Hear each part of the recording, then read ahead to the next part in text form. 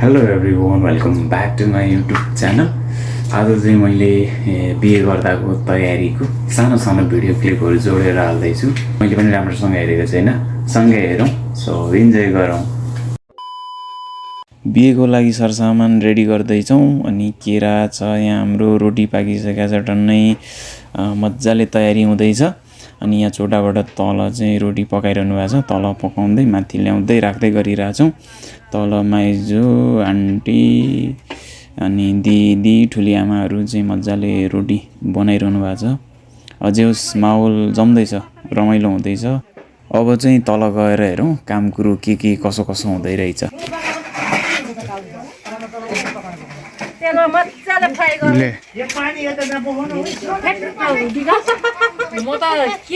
होइन अघि के भन्दै हुनुहुन्थ्यो त नि यहाँ?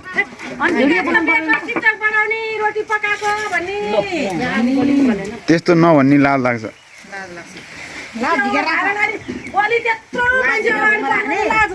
मास्क लगाएर बस्ने हो नि त। हो, हिजो त बल्ल बल्ल जबरजस्ती पुग्यो।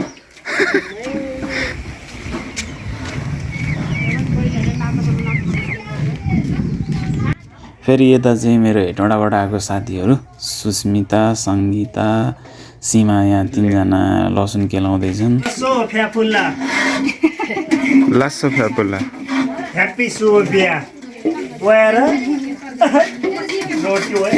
अनि यतापट्टि घरमा चाहिँ अलिअलि तरकारीहरू राखेको छ हामीले। काउली साउली, यो काँक्रो साक्रो के छ, टमाटर टन्नै छ है।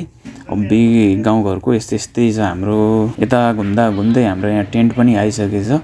अब टेन्ट लगाउनु पर्ने हुन्छ यहाँनिर। काम निकै छ, टेन्ट गाडेर अब लगभग हामीले काम सकिन लागिसकेको छ टेन्टको।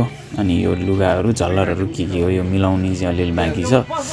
अब यो सरस्वती गाड्ने काम चाहिँ लगभग सकिन लागेको चाहिँ। अनि बान्दैछ हाम्रो यहाँ काम जोडतोडका साथ भइरहेछ। अनि अङ्कलहरू, मामा, दाई सबैजनाले हेल्प गरिरहनु भएको छ। अब गाउँघरमा फेरि यस्तै हो, उता पर्दा यताबाट सर्लकै गएर काम गर्ने हो, उताको यता त्यस्तो छ। हाम्रोतिर चाहिँ हाम्रो यता चाहिँ 2-3वटा गाउँ मिलेर गुठी जस्तो बनाएर अनि यो टेन्टहरू, खानाको लागि भाँडाकुँडाहरू सबै चाहिँ त्यसरी मिलाएको रहेछ। अनि त्यही भएर सजिलो भएको छ। जे होस् अलि यताउता टेन्टको लागि, भाँडाकुँडाको लागि खर्च चाहिँ अलि जे होस् थोरै भए नि जोग्य भनौँ न। गाउँमा भएपछि सजिलो भनेकै हो, पर्दा सबैजनाले हेरिदिनुहुन्छ, एकछिन टाइम निकालेर भए नि हेल्प गर्नुहुन्छ। त्यही नै गाउँको रमाइलो राम्रो विशेषता पक्ष सबै यही नै जस्तो लाग्छ मलाई चाहिँ।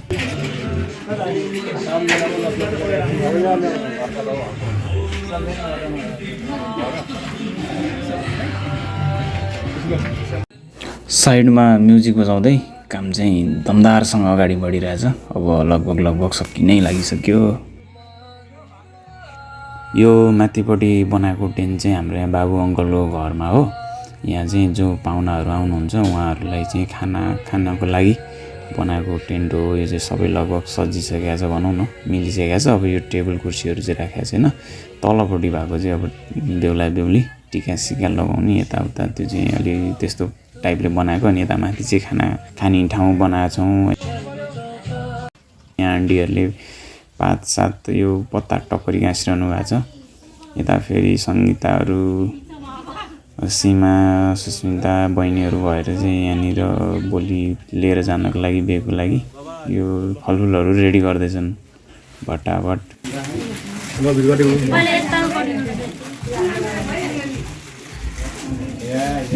अनि हाम्रो चाहिँ यहाँनिर प्रेम सर भेज मास्टर च्याउलाई फ्राई गर्दैछन्। अनेक आइटम बनाउने मेन मास्टर साहबै अब अहिले उही जस्तो भएछ।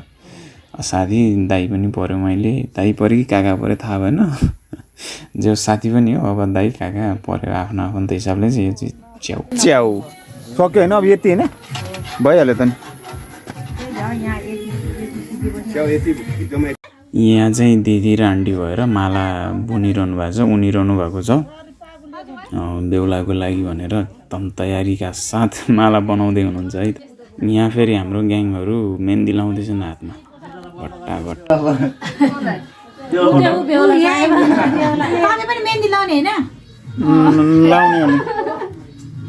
हाम्रो बिहेमा चाहिँ सुदर्शन आएन, मम्मीलाई पठाएको थियो त्यसले। सो आन्टी आउनु भएको थियो। अनि आन्टीलाई नि मेहन्दी लगाइदिनु पऱ्यो भनेको थिएँ मैले। अनि मेहन्दी लाउँदैछन्, आन्टीले पनि रमाइलो मानिरहनु भएको छ। यो चाहिँ हामी कपडा हेर्न गएको जितपुर सिमरामा कपडा छान्दै यताउता गर्दै थियौँ। अब धेरै लामो भिडियो चाहिँ बनाउनु पाएन। अब बिहेको सामानहरू लिनु पनि थियो, खानाको लागि पनि सबै चिजहरू। अनि त्यो एकैचोटि गाजाङगुजुङ यताउता हुँदाखेरि त्यो भिडियो बनाउने के भन्ने त्यो होसै नभए जस्तो सोचै नआउने कि अब कता के भइरहेको हुन्छ होइन। त्यही सर र सामान हेर्दाखेरि एकछिन 2-4 सेकेन्डको भिडियो बनाइएको थियो। अब ब्याकतिर घरतिर आउँ अनि अब यहाँनिर चाहिँ गेट बनाउँदैछौँ है हामीले ज्यापै लागेर। अब यो चाहिँ गाउँतिर अहिले पनि यस्तै गरी बनाइरहेछौँ। अब अहिले पछि चाहिँ यो घाँस पनि पाउँदैन होला, मिसिसी भन्छ क्यारे हाम्रोतिर चाहिँ यो घाँसलाई। अनि यो चाहिँ बिहेकै दिनको भिडियो हो। बिहे चाहिँ मैले सबैजनालाई खबर गर्दाखेरि 7 बजेतिर चाहिँ जम्मा भइसक्ने, 8 बजे यहाँबाट निस्किने भनेको थियो। तर म चाहिँ यो स्कर्पियो डेकोरेसन लगभग 8 बजेसम्मै गरिरहेको थिएँ। मान्छे खासै आएको थिएन, अलिअलि मान्छे थियो, अलिअलि आफन्त। अनि म त ल यार के बिहे भन्छ होइन, मान्छे नै हुँदैन क्या हो, त्यो गाडी थियो मगाएको, त्यो गाडी बस पनि भरिँदैन क्या हो भनेर पुरै तनाव भयो जस्तो फिल लागिरहेको थियो कि मलाई। अनि अलिक पछि 9 बजे हुन लागेपछि अनि त्यति भएपछि अलिअलि मान्छे जमघट भयो जस्तो भयो। अनि ल अब चाहिँ मान्छे हुने हो भने जस्तो भयो। अब साथीभाइहरू खासै छैन, अब सबै कोही कता अब होइन उ भइसक्यो, कोही विदेशतिर, कोही बाहिरै जब सब, कोही केही छैन। त्यही भएर डेकोरेट चाहिँ आफैले गर्नु पऱ्यो। अनि त्यही भएर अब गाउँमा अहिले समस्या चाहिँ यस्तो रहेछ कि बेसी पऱ्यो यताउता के भयो भने नि मान्छे नै नहुने। अनि अब जन्तीजनालाई मान्छे पनि अब खोजेर चाहिँ बरु पैसा दिन्छु ल जानुपर्ने भयो भन्ने जस्तो स्थिति हुन लाग्यो जस्तो फिल भयो मलाई। अनि त्यही गर्दा गर्दै अनि पछि बरु अलिअलि मान्छे अनि जम्मा भयो। अनि अब चाहिँ ल है बिहे हो कि भने जस्तो फिल भइरह्यो, नत्र त मान्छे नै थिएन। म आफै ल यार के भइरहेछ भने जस्तो फिल भइरहेको थियो कि। सो यस्तै भयो मेरो एक्सपिरियन्स चाहिँ। अनि अब जस जाने बेलामा चाहिँ मान्छे थुप्रै आउनुभयो, अनि गाउँतिरकै पनि टन्नै हुनुभयो, आफ्नो आफन्तहरू अलिअलि हुनुभयो, जस रमाइलो भयो। अब त्यस्तै भयो, यस्तै भयो है। अब पछि अब यो पछिल्लो टाइम बिहे गर्ने साथीहरूलाई चाहिँ अलिक गाह्रै पर्ला जस्तो लाग्यो। अब जन्ती जाने मान्छे नहुने भएर तनाव भइसकेको छ है। त्यो स्थिति मैले नि हल्का फुल्का भोगी। अब आफै नै लागि परेर यताउता गर्नु पऱ्यो। अब कोही साथीको बिहेमा चाहिँ जगिसके म आफै गएर बनाउने, यहाँ उहाँ गरिदिने एउटा थियो त्यो टाइम। अब अहिले त यसो मान्छे नै नपाउने नभेट्ने भने जस्तो स्थिति भइसकेको रहेछ। त्यही भएर अलि गाह्रो साह्रो छ अब भर्खरै बिहे गर्ने, अब यो टाइममा बिहे गर्ने केटाहरूलाई चाहिँ भन्ने लाग्यो मलाई चाहिँ।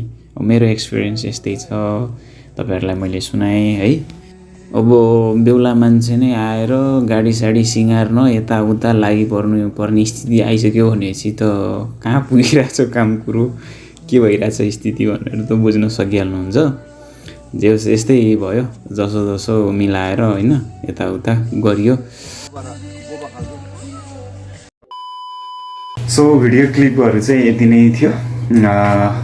त्यही हो, अब धेरै खिच्न पाइएन, अलिक बिजी पनि भयो, अनि समय पनि भएन। यताउता भन्दा कता के भन्दा त्यो धेरै खिच्नै पाइएन भनौँ न। सो त्यही भएर अब केही दिनमा चाहिँ हाम्रो बिहेको फुल भिडियो आउँदैछ। सो त्यही भएर च्यानल चाहिँ सब्सक्राइब गरिराख्नुहोस्। त्यति दिनको लागि बाई बाई।